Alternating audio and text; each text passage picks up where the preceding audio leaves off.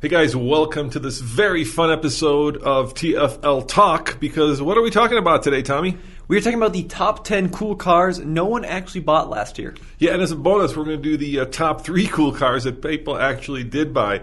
And of course, we're not going to be talking about just why people didn't buy these cool cars, but we're going to talk about why they didn't buy it or why we think they didn't buy them. That's right, yeah, absolutely. And we're going down the list. And it's some interesting vehicles on this list. A lot of that you'd expect and some that you would have no idea. Yeah, this list was originally on Gear Patrol, and we've added a few of our own cars because, well, we know what cars aren't selling and which cars are selling. So let's cut to the open and let's get right to it. Congratulations, you have now tuned into TFL Talk, where we discuss everything automotive, whether it's cars or trucks. This is the one place where you can be sure to get independent and honest reviews. Let's get back to the show right now.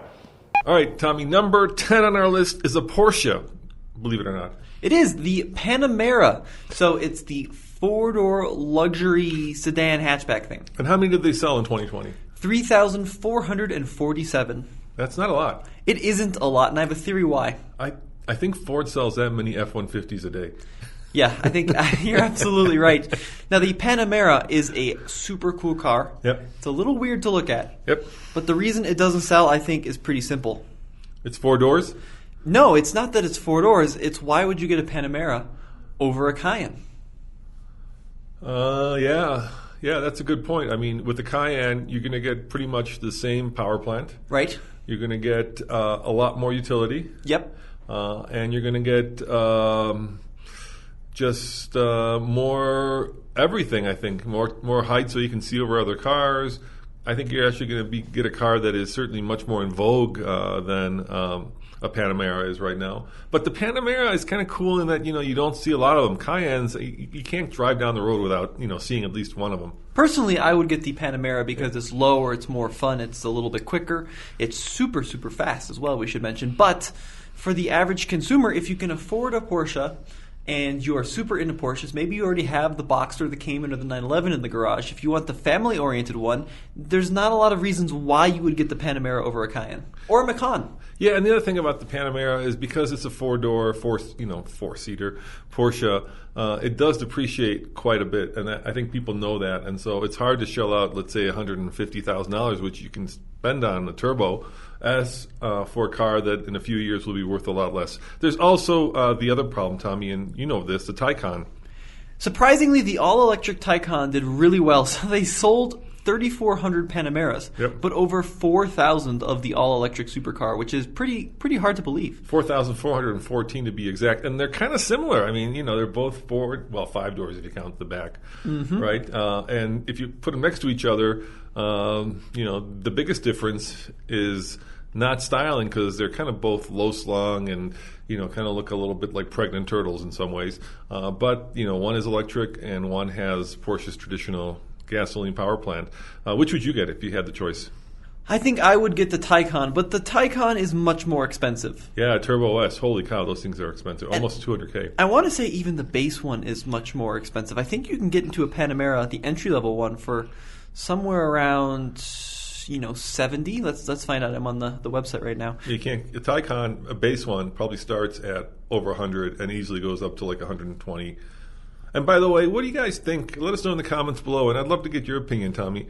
What do you think of the fact that they're calling the Taycan the Turbo S? I mean, there's no turbo, and there's no internal combustion engine whatsoever, and yet they're using the same name as if it had it. It's a little confusing, if you ask me. It's crazy. So I got the numbers. The Panamera starts more than I thought, 87. Okay. Taycan starts at 103 yep, for the 4S. Funny enough, if you get the Panamera E Hybrid, yeah, that one also starts at 103. So you can get kind of the gasoline version or the electric version. Now, the one I would want is the Sport Turismo. The little station wagon? Yeah. I think that's a really cool car. And are you confused by the fact that the electric car is a Turbo S in its highest form? No, that doesn't bug me so much. I think that it's something that us car enthusiasts are all up in arms about, but I think the average consumer has no idea. They don't care. Yeah, and it's just a little strange that you're getting a bigger battery, but it's called a turbo. Anyway, let's go to number 9 right now. And number 9 is a car that I love, but that didn't sell very well. It's the Lexus LC. Right. 1,325 units. So they sell this in both coupe and convertible form. Beautiful car. Oh, beautiful. The most stunning car for sale on the market, I agree with you. A choice of both gasoline and hybrid models, but they only sold just over 1,300 units. It is pricey. It starts at nearly $100,000, but you just can't get a better looking car on the market. Remember we had the convertible recently, and I just absolutely fell in love with it. The other thing about that is because Toyota has so many credits from selling hybrids, they're one of the few car companies that can actually still sell a traditional V8, right? Everybody's gone to like either a twin-turbo V6 or a straight six or even a four-cylinder turbo, but this one still has a proper V8. I think it puts out over 400 horsepower, sounds phenomenal, and you know it's going to be bulletproof, and yet only 1,300 units. I don't get it, dude. Well, I think Dodge has no problem selling traditional V8s. Besides Dodge. But I think part of the reason it doesn't sell is they spend a lot of money paying Tesla for their credits. Yeah, so many people buy these high-performance vehicles based on numbers they see on paper. And on paper, the numbers aren't that impressive on the LC compared to something more exotic in terms of 0 to 60, for example. But it is just a great car. Yeah, and I think style-wise, it's probably my favorite car of the last 10 years. It's a car that if you wanted to buy it and hold on to it, it will be timeless, it will be sexy, it will be beautiful. I think 10, 20, 30, 40 years from now, people will be lusting after them and they'll be selling for big bucks at the auction sites.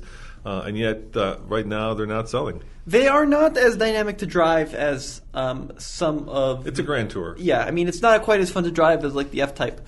And it sounds better than it goes. It sounds really powerful, but it doesn't throw you back into the seat like even a Model 3 might. No, absolutely not. Well, let's see if I can figure out the specs here on the website. I want to get the exact number. So the LC500 is 0 to 60 in 4.4. And then let's look at the hybrid. The hybrid is a little bit slower, I believe, although it does have this really interesting, it's like a combination of a 4-speed automatic and then the Atkins Cycle V6, and it's got this weird augmented sound that makes it sound like an F1 car. Just get the convertible. Just forget all that. Just go for the convertible. Take your most significant friend along, be that human or canine, and go down PCH1 with the wind in your hair, the sun in your face, knowing that you are driving the most beautiful car in the world right now, I think, up and down PCH1. I would not get the convertible. Why not? I don't like the convertible as much. Really? Yeah, I think with the coupe you get this really kind of sweeping curve around the B pillar and the C pillar, and I just think that looks better. There you go. All right, let's go to number 8. That's another car that I actually love and would love to own. Actually, we owned one of these, the first gen. So what is it, Tommy? The Audi Tt. How many did they sell last year? Yeah, not many at all. And so some of these cars on the list are not selling many because they're being discontinued. Yes. The Audi Tt is not being discontinued. Which is a surprise. Yeah, and they still only sold 830 of them last year. Yeah, so the Audi Tt is... has been for a long time kind of one of these cars that was born in Bauhaus styling. So the first generation, that's the one we recently had, was just spectacular. There was more stainless steel in that car than you could ever see in any other car on the road. Like, remember that little flap that goes over the radio that had Audi Tt on it, all the bezels around the air vents, just a spectacular car. Now the current car has become a little less Bauhaus, a little less round, a little bit more kind of squared off, purposeful. And the one that I love, which I would love to own actually, is the TTRS. I don't really understand the TT. Okay. I've never thought it was that good to look at. I think they're ridiculously expensive for the performance you get. And I don't know. I mean, I don't understand why you'd get this over like an RS3. Look, here's the thing. Okay, the RS3 and the TTRS, of course, share that 5-cylinder, angry turbo power plant that sounds like a pissed-off V8. But to me, the TTRS is like an affordable, smart man Audi R8. Yeah, but it doesn't look as good, and it's not as quick, and it's just not as exciting. I don't think the TT has the soul of a performance car. It doesn't have the comfort of a luxury car, and it doesn't have the looks of a Grand Tourer. Look, back in the day, right, there was this like German arms race to create a really good roadster, right? And they first came out and they were kind of lame, right? So at least in terms of performance, right? The first Audi Tt, even if you got the top dog, was a little turbo that put out like 220 horsepower, I think. Then BMW came out with this E3, which was also kind of lame at that time. And then Mercedes had the SLK. Right. SLK's gone. Well, sort of, more or less. More or less. Discontinued, yeah. The BMW turned into the Z4. Right. And the TTRS became the most focused, the most sporty, and the most track-worthy of these three. And so I'm going to be really sad when it goes away, because obviously at 830 units a year here in America, they can't maintain that. They just doesn't make any sense. But why would you get the TTRS over a Cayman? I mean, the Cayman's a better driving car in every way. All-wheel drive. Yeah, but it's got 4 inches of ground clearance. You're not going to be using all-wheel this thing drive in in snow. Colorado is pretty important. And I think it might be a halodeck system. It's not even like a... I don't care. It's all-wheel drive. It's not. It just does not interest me. I think you could use it the whole year. That's my point. Yeah, the TTRS looks cooler, but it just doesn't do it for me. All right. Well, we just talked about this car. So what's number 7? Right. Well, number 7 is also in this world. This was my dream car for a while. Right. The Audi R8. So in 2020, they sold 581 units. Think about that. They only sold under 300 units more of the TT than the R8. That's how few TTs they sold. But let's talk about the R8. Yeah, so once again, remember when we had the R8 and we had both of them? We had the V10 and we had the V8, right? Because the V10's out of the Lamborghini. But that was the... First gen. First gen R8, yeah. This is the current gen. I just fell in love with that car. By far, guys, the first generation, and I haven't driven the new one, but the first generation with the manual was the quintessential manual vehicle you could ever. There's that cliche, it has like a bolt action where it's so precise. It's like click, click. That's what that manual transmission was like. Driving it was just pure ecstasy. I've never driven a better manual in my life, and the car, styling-wise, is super sexy. It's all-wheel drive, but I think they're having a hard time competing with the 911, because the 911 has all that kind of heritage behind it, whereas the R8 is pretty new. And I think the people who wanted them and who lusted after them, who had the money to afford them, have bought them. And now there's not a lot of people who now want them, apparently. Well, apparently not, because 581 units is not much. I mean, the issue with the R8, Dad, is I think the first one really captivated people because it looks like the most premium supercar in the world. It had this incredible look and it had good performance. Aluminum. But it was pretty affordable. This current R8, the latest as the supercar goes. Yeah, but the latest generation, I'm looking at the website right now, the 21 starts at $143,000. Yep. Rear-wheel drive. Yeah, they added that. Yeah, and then the if you want the all-wheel drive, it starts at $196. And for $196, you're in like McLaren and entry-level Ferrari money, and it doesn't look quite as good as those. Maybe it performs as well, but it doesn't have the soul of of the badge, right? It doesn't have that McLaren panache. So we just had the McLaren 6. Which one do we have? I forget. It wasn't the 720. It was the 6. 680, I think. S. Man, Dad, this is not our world. We had the McLaren. I already forgot which one we had. We've been in a number of McLarens. I think it was a 570. Oh, 570. Yeah, it was the 570. Sorry. So I've driven both the 570 and the 720, and those are high-strung. I'm going to say incredibly agile, athletic cars that excel at one thing, and that is going around a racetrack. And that's where they come to life. But a McLaren on the road, oh my, there's a lot of compromises, Tommy. The thing is so low that you have to have, of course, the little lifter in the front so that every time you go over a curb, you don't damage it. You also, pay a lot for those cars, and they do depreciate pretty quickly. Whereas the R8 is more of a kind of a, better screwed together, better version of that car that you can use as an everyday vehicle. All right, Tommy, what's number 6, please? Number 6 on the list is a car I don't think I've ever seen in person. Neither have I, except for the auto shows. Apparently they still make it, though, because they sold 305 last year. It's the Kia K900. Yeah, it's one of those cars that flies under the radar and is, a huge understatement in terms of what it brings to the table. I think it's popular in Asia, but here it just, doesn't work whether it was a K9 or a K900.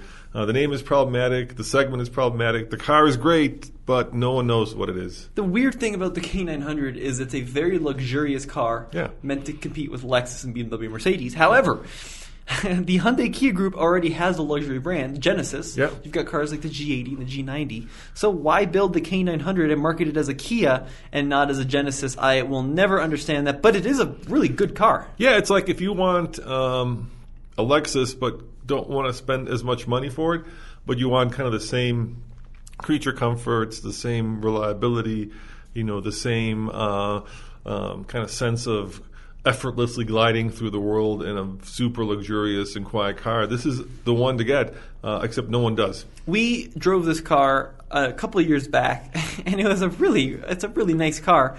And I have no idea why they build this under the Kia name, why they really build this at all. It's just it's a mystery to me. Yeah, I'm with you, dude. And then I think at this point, the name is probably, you have one chance to make a first impression.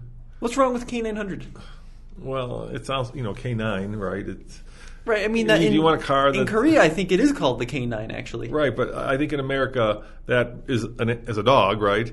And I mean, if you called it like not the species name, or what I'm saying, but like a type of dog, like the bulldog, right? That'd be cool. But a K9, you can't call a luxurious four-door sedan the bulldog.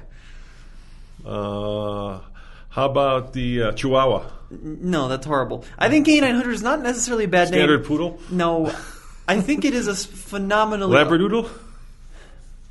I think it is a phenomenally... Oh, come on. I'm just having fun with you. Don't be so exasperated. I think it's a phenomenally weird-looking car to begin with. And, I don't understand why this is still a thing. But they're still making it, although I don't know if there's a 21 model. Yeah. Once again, 305 units, not really putting a big dent in the world. All right, number 5, dude. What is it? Yeah, the Nissan GTR. Yeah, 304 units. Why they're still selling it, I don't know. Well, so the GTR, when it debuted in the 1800s, it was a great vehicle because it was affordable for the performance you got. But for some reason, it just keeps getting more and more and more expensive. So the 2021 GTR starts at $113,000, and I think it goes well into the 200s if you want, like the Nismo.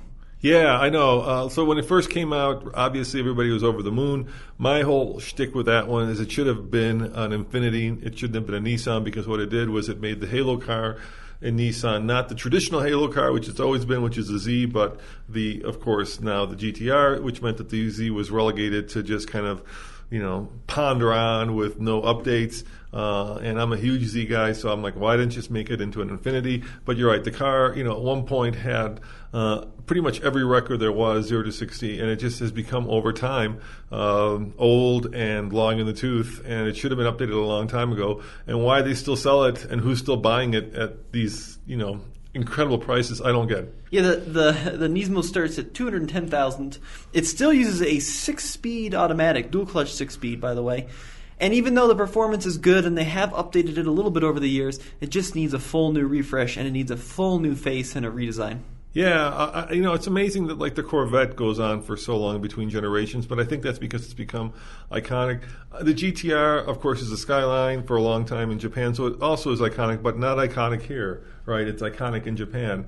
Why they keep in mind, soldiering on. Hand-built engine, it's so cool. They keep improving the Corvette, so they typically release a base model in the Z06 and the Z01. Right. The GTR hasn't really improved in 10 years. They made a Nismo version, and right, but that's they gave it gold wheels, and yeah, you're right. I'm just joking. They need to do a lot more than that. And it's every year that goes by and they don't improve it, I just kind of scratch my head and I'm like, guys, you've got this Halo car that drew so many customers into your showrooms, and now it's just sitting probably at the back of the lot because, the average Sentra buyer isn't thinking GTR. Okay, this is the absolutely absurd one. This is not on the Gear Patrol list, but we added this one because it needs to be talked about. So obviously the GTR, you can kind of make a case why it didn't sell because it's old and it's very, very, very expensive. But this one should have sold, and it just isn't because it isn't that old and it's not in that ultra exotic segment. It's the Volvo V90. They sold 304 GTRs last year. They sold 279 of the full-sized Volvo wagons. Yeah, probably far the sexiest wagon in the world at this point. If this Maybe the AMG Mercedes, but I think sheer look-wise, this is a much better-looking car. If this doesn't prove that Americans just don't buy station wagons, I don't know what does, because it is a really good car. And it's just, like you said, great to look at. Big car. And it's kind of the quintessential Volvo wagon. And it's just also under 300 last year. So we just had one at the office, the cross country, if you remember. That was the 60. Oh, no, that was the V60. Oh, wasn't the 90? I thought Yeah, it it was the little guy, I think.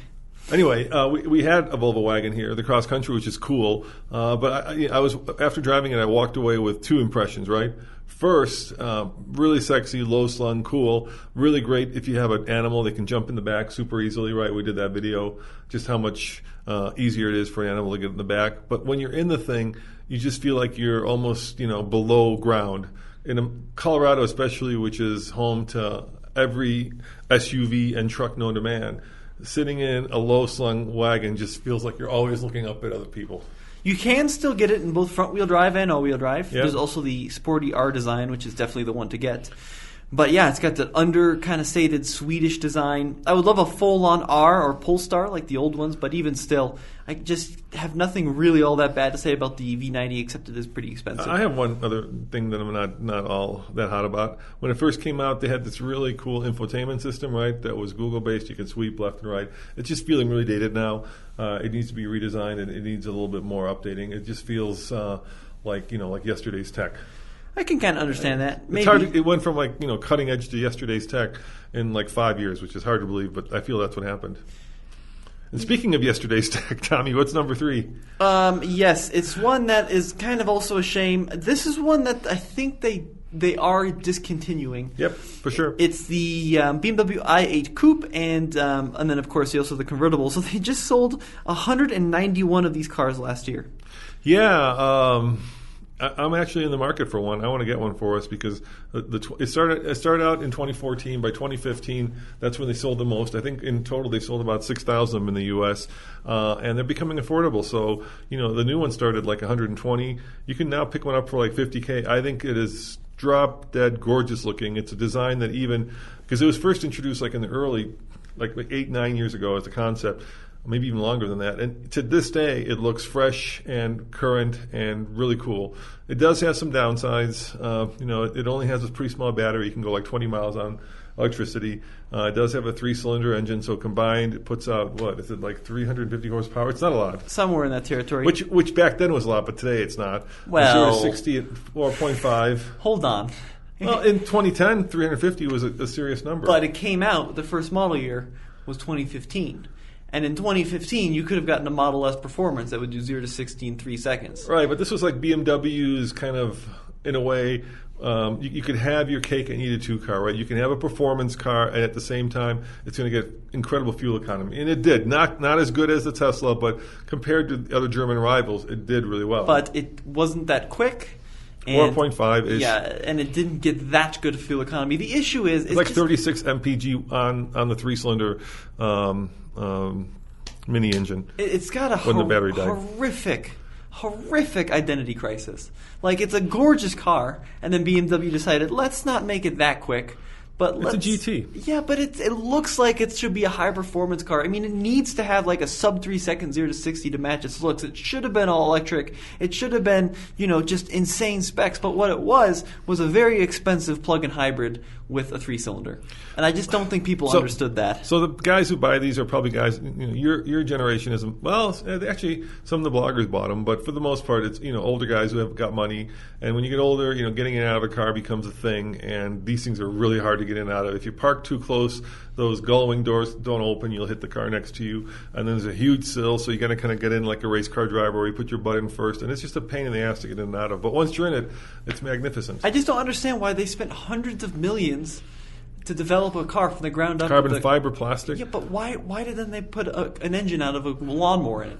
And why then just make it all electric? Just get rid of the, Yeah, I mean, I kind of understand why it didn't You love sell. minis, so don't call your mini engine a lawnmower. It is a lawnmower engine, but the car is the size of a lawnmower, so it's fine. This is a proper-looking supercar. It should have supercar specs, and it was just pretty expensive, and I don't know. It didn't offer the same Anyway, I'm looking performance. for one. I'm going to get one. I think they're gorgeous, and I think at $50K, it's a hell of a deal. They are very good-looking, but Yeah. that doesn't help you when a Model 3 long range goes zipping by you.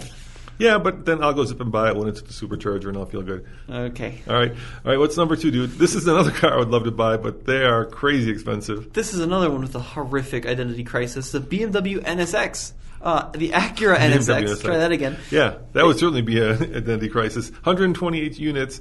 That's usually the NSX is usually the car that's discounted the most every month. Like if you read the stories which cars are being discounted, I believe last year they had a $17,000 discount on the NSX. So we should repeat that number to make it clear. 128 were sold last year, and this, unlike the i8, is not being discontinued. This is going on for another model year. That's going to be another one that you should buy now and hold on to in 30 years from now. It's got all the recipes for a highly collectible car. So it's a hybrid again, right? Right, but this one is actually quick. Yeah, it's quick. So this one is a high-performance vehicle, and yeah, it also looks great. I think it's really just a beautiful-looking car. I got to drive it both on the track and on the road, and really enjoyed my time behind the wheel.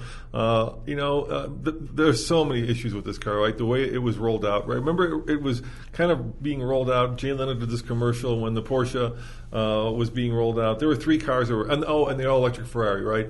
And then this thing was delayed and delayed and delayed, and by the time it came out, like the moment had passed. We should say not all electric. No. It was the Ferrari was the Ferrari LaFerrari. Right. And then you the also hybrid Ferrari. had the 918, which was a hybrid, Yeah. and then the McLaren P1. Right. And So this there's this time when all these supercars were hybrids. yes, and the NSX wasn't in that same level. It wasn't like $1 million. Right, but it was car. like an affordable version of that. Yeah, it still is very expensive. It starts at $157. Yeah. So Minus it's 17. What? That's how much they discounted them last year. Minus 17,000. Last month, Oh, really? Yeah. Okay, so yeah, it's a cool car. Once again, if people are going to buy a supercar, I think they want it to be a screaming loud V12 or V10, or It's loud, dude. I think that engine puts out 500 horsepower. Yes, but it's a V6. Yeah. Or make it all electric. So you got to go one end or the other. Make it burn fossils, or make it. It's got this crazy hybrid drive line, right? People don't understand that. So the front wheels are driven by electricity. The second you say hybrid, people think Prius. Doesn't matter. It doesn't matter if it's got 150 million horsepower. If you say hybrid, people are going to think Prius. Like I say, drove it on the road, drove it. It's a really cool car. It's really well built. It's built in America, dude. Built in America, I believe in Ohio, in a special assembly plant. And the first NSX has become highly collectible, right? The NSX has always been the supercar for the people.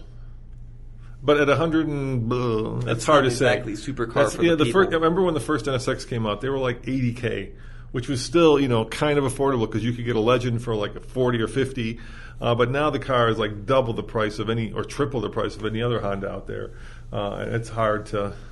it's hard to justify that. So the number 1 car on our list is another mid-engine car. This one is also going away, but it still was holding on for 2020. It's the Alfa Romeo 4C. They sold 99 of them. I was just watching this Top Gear, like the Dream Road Trip, where Jeremy Clarkson loved the bejesus out of this car. I've gotten to drive it a couple times, and it's like it answers a question that no one ever asked, right? Do we need a competitor to the Lotus a Siege, right? Is it a Siege or Evora? Which one is the little Lotus that competes with it? Dad, this is not my world. I do not know. Is it a Siege? A Siege is nothing. That's nothing. No. There was the X Siege with an X. Right. There's also the Evora. And then the old one was the Elise. Elise, that's it. Thank you. That's been dead for like... Right, but that's the question that this answers. Right. And the answer is apparently no. Yeah, I don't understand this, the whole very expensive but also very slow kind of thing of the 4C. It is beautiful. No, I think it's ugly. That's more French, isn't it? I think the front end is sexy. I think the front end is spectacularly ugly. It's got these weird bulging eyes. It does have these weird bulging eyes. It just doesn't work for me. And it's not particularly quick, and it's not particularly 237 horsepower. It is very light, but easy to live with. The other thing too is if you're going to make a pure driving car, it's got to be like a Miata and have a manual transmission. And this did not have the manual transmission. It had a twin clutch thing. But yeah, it's just $67,000 for a 2-liter. I mean, it's a toy, right? It's a track day car. You can't really take it across country because unless you're so minimalist that the only thing you need is a toothpaste and a toothbrush, right? Because nothing else will actually fit in it, including like your Starbucks, and that's just a lot of issues that make the car very hard to sell. I would just get a Miata. It's going to be better made. It's got a manual transmission. Obviously, going to be slower and is going to be less desirable 50 years down the road. Or a Boxster, yeah. Just get a Boxster, exactly. All right, so next, let's talk about some bonuses. So before you make fun of me, I'm sorry, Lotus, that I don't know your lineup backwards and forwards. And Tommy's, sitting there acting very smart, but he's on the website. No, I have no idea what Lotus cars are. You're on their website looking up their model line. So there's an Exige, right? No. Yeah. There's no Exige? No, there's no Exige. How do you pronounce it? That car doesn't exist anymore, Dad. It's dead. Yeah, okay, but I'm saying that Lotus, right? Right? So here are the cars. I'm on their website right now. What are the cars that they still sell? Evora, which I know, which is their, Toyota powered. I don't know why that thing exists, but go ahead. That's the end of the list. Just the Evora. So that's all that's left of Lotus. Right. Well, there's also the new hypercar, which is coming out. Yeah, which James May just did a video on. Avija or the Avaya. I know. Just come up with a regular name, Lotus, please. So there's the Evora that starts at $95,000. Right. And that is all they sell. Okay. So in the past, they've had the Elise. Anyway, the Elise was the one that was like the Exige, which was kind of similar to the Elise. Right. And then that's it. I Colin don't know anything else. Would be rolling over in his grave if he saw what's left of. I love British Lotus. cars. I don't understand. Never got into the Lotus thing. Never was really my world. Their thing has always been super light, but yeah. Anyway. Let's go to the bonus cars that are cool that people actually bought, Tommy. So, when we say bought, we don't mean like F-150. No. Number 1 on our list is the Mercedes SL, the big Grand Tourer. We always count down. Number 3 on our list. Well, it's listed as 1. I know, but it should be number 3. That's wrong. It's number 3 on our list. Is a Mercedes-Benz SL. They actually sold how many units? 432. Yeah. Wow. Yeah, and then they sold 474 of its little brother, the SLC. That is going away, so the SLC is dead. But the SL is still being made. They sold over 400, and they both sold better than they did in 2019. Wow. That's still not a lot of units, though. No, it's pretty far off of. Yeah, I mean, if you want a really cool and super inexpensive classic car, get yourself like a SL from 2 generations back. The only issue is it's going to be very expensive to fix. But if you hold on to it long enough, it will appreciate, right? I mean, you can see that happening with the Pagodas now. You can see that happening as we move up in the classic Mercedes-Benz timeline. They will appreciate. You are going to have to hold on to that car for a long time. So long. And spend a lot of money fixing it. Just don't do it. I think a lot of money fixing it. If you want an SL, get a new one with a warranty, or get a really old one from like the 60s, 70s, or 80s. Yeah, they're expensive, like Pagodas. Those not like that expensive. $50,000 cars now. No, but the next one, like the R, I think 107 was the internal code, the one I had. You can pick a good one of those up for $10K. And how much did you spend on it trying to get it fixed? Well, mine was $3,000. I bought the cheapest one I could, and it was a disaster. Yeah, exactly. But just get a good one. You can get a good one for like $15, $20. It's funny, that car is super expensive in Europe, but super cheap here. Yeah. Like the Europeans love them, we just don't value them. Or maybe get an R129 because those are going to start appreciating soon as well. That's the 80s one. But this generation is pretty good. The previous one, the one that you're recommending, I mean, they're kind of that under-engineered Mercedes era with the weird 4 headlight thing. They did not do it for me, but... All right, so the next one, number 2, right, if we're counting. This one is the what, Tommy? The LFA. So the Alexis Lfa has been discontinued for a long time now. So Haggerty just put that on its list of collectible cars. They sold 3 units. I don't think they actually sold 3 units. I think what happened was, what ends up doing is dealers don't want to buy them, so they keep them in stock. On stock, right? Because I think it's for tax reasons or some other reason, and they're holding on to them for themselves, and then eventually, I think over time they have to like actually title them, and then they become sold. But I don't think you could actually walk into a Lexus dealer and buy an LFA. I disagree. You think people are actually buying? Here's what happened. Yeah. Here's my prediction. All right. The dealers took hold of them. Yeah. They kept them, like you said. Yeah. And they've been appreciating. So they kind of took a dip. And this was a year to get rid of them? No, dealers held on to them, and then they could just mark them up like crazy. I mean, it's a brand new unsold LFA. Technically, they did sell them. I mean, these are not used inventory. Right. These are three. But maybe they sold them to like their relatives or their children or something. I disagree. I think that these are 3 cars that were probably parked prominently in the front of the dealership with like a $50,000 markup. 50, probably more than that. Well, let's say $100,000 markup. And the dealers did that so they didn't have to sell them, right? Yeah. And they just liked having them there. They were pretty to look at. And then perhaps some super wealthy guy, maybe even in some place like the Middle East, came in there and said, hey, I want to buy that car. They said, yeah, you want to buy it. It's $100K over a sticker. And he said, here you go. Here's $100K over your asking price. And then they walked out the door with them. And that's how you get 3 units sold. Keep in mind, too, the number 1 car on our list is the Dodge Viper, which has also been discontinued. Last year they sold 4 of them, brand new. Same story as the LFA. I think some Dodge dealers bought them. Maybe the owner wanted to keep them around. They didn't officially sell them, and then eventually now they sold them in 2020. Apparently there's still 1 LFA left unsold somewhere. So there's one out there that I guess people track these things that no one has yet bought. And the Viper, the Viper got better as it got down. They figured it out, right? When it first came out, this is the current generation, not the previous generation, the newest generation. They tried to kind of out Ferrari, and people weren't having it. You could not get it, unfortunately, with an automatic, and the guys who were buying them certainly wanted automatics. And then they finally turned it into a weapon, a track weapon, and they went and basically set track records around the world. Around the country, actually. And then by that point, of course, it was too late. The car was discontinued. And, they kind of figured it out after they stopped building it. Part of the thing with the Viper, though, is the Challenger and the Hellcats were getting so good they were becoming better. And cheaper. Than the Viper. Not necessarily in terms of handling. But the Viper only had, 600 horsepower? 640, if I remember? Right, out of some V10. But in terms of straight-line performance, the Hellcats are better. If you can get them to hook up. If you can get Vipers them to hook up. Yeah, but okay, what about the Hellcat like Durango and Grand Cherokee? Those will hook up. All right, last question before we wrap this week's episode up, Tommy. Yep. Out of the 10 cool cars no one actually bought, which would you buy? Probably none of them. Oh, you got to pick one.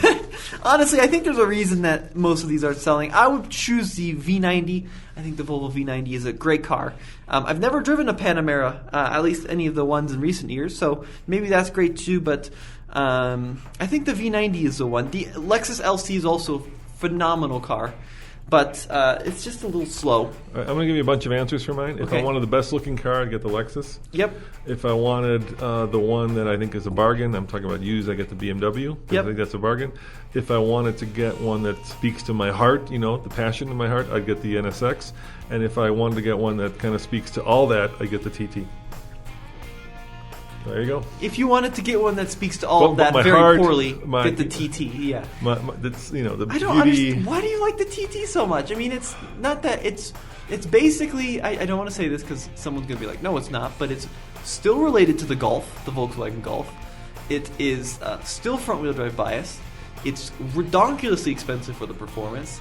It looks okay. The bargain R8? Is it a convertible? No, it's only coupe now. You just said you hated the coupe in the Lexus. Yeah. I mean, you hated the convertible. You want the coupe. I would get the coupe Lexus. But if you're going to get a bad car like a TT, at least have your hair in the wind, That's what I'm saying. It's not a bad car. Stop it. It's a cool car. It's a bad car for what it costs. All right, guys. There you have it. Let us know in the comments below if you're watching this on YouTube. Which one would you get? And remember, check out TFL Car, TFL Truck, TFL Now, TFL Off-Road. We've got some really cool videos coming up, especially with our new TRX over at TFL Truck.